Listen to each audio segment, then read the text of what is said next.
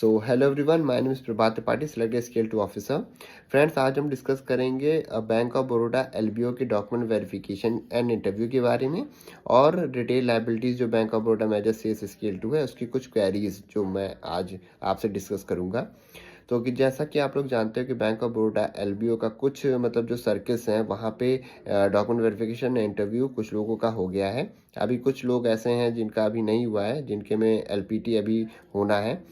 तो देखिए, जो मतलब बेसिकली आपको पता ही है कि आप एक्सपीरियंस कैंडिडेट हो, तो आपसे जो है जॉब प्रोफाइल आपकी बहुत इंपॉर्टेंट है, तो उसी से रिलेटेड आपसे क्वेश्चंस पूछा जाएगा।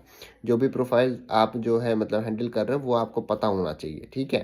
साथ ही साथ आप अपनी स्ट्रेंथ एंड वीकनेसेस के बारे में अच्छे से पढ़िए, क्योंकि स्ट्रेंथ एंड वीकनेस किसी भी पर्टिकुलर पर्सन से इंटरव्यू में बहुत फ्रीक्वेंट है, जो पूछा ही जाता है, ठीक है। ये बात हो गई आपके बैंक ऑफ बड़ौदा एलबीओ के बारे में। अब हम बात करते हैं bank of Baroda retail liabilities. देखिए, इसका क्या है कि अभी रिजल्ट आया है, अभी इसका डॉक्यूमेंट वेरिफिकेशन इंटरव्यू होना है। तो आप सबसे पहले अपने डॉक्यूमेंट्स को रेडी कर लीजिए। अपनी 10th की जो आपकी वो है मार्कशीट है उसको, 12th की मार्कशीट, अगर उसका पासिंग सर्टिफिकेट है तो पासिंग सर्टिफिकेट आप अपने पास रखिए। बहुत से लोग मुझसे क्वेरीज कर रहे थे कि मार्कशीट हमारे पास नहीं है तो क्या काम चल जाएगा। बिल्कुल नहीं चलेगा, आपको अपनी मार्कशीट पूरी रेडी रखनी है अलॉन्ग विद द डिग्री।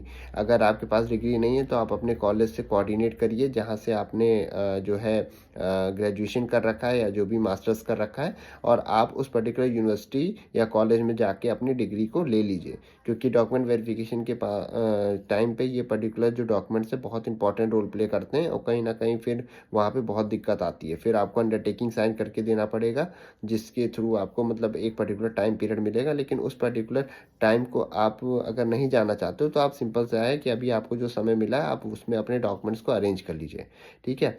रही बात इंटरव्यू की, तो देखिए इंटरव्यू में आपको जो है फोकस करना है अपनी जॉब प्रोफाइल पे। आपको फोकस करना है अपने बारे में, आपको पता होना चाहिए। आप अपने बैंक के बारे में डेफिनेटली अच्छे से पढ़ लो, ठीक है। जो भी उसका नेट प्रॉफिट है, जो भी उसका Q4 रिजल्ट है, बहुत इंपॉर्टेंट है। साथ ही साथ आपका बैंकिंग कॉन्सेप्ट स्ट्रांग होना चाहिए। बैंकिंग से रिलेटेड बहुत इंपॉर्टेंट क्वेश्चंस आपसे पूछे जाएंगे, ठीक है।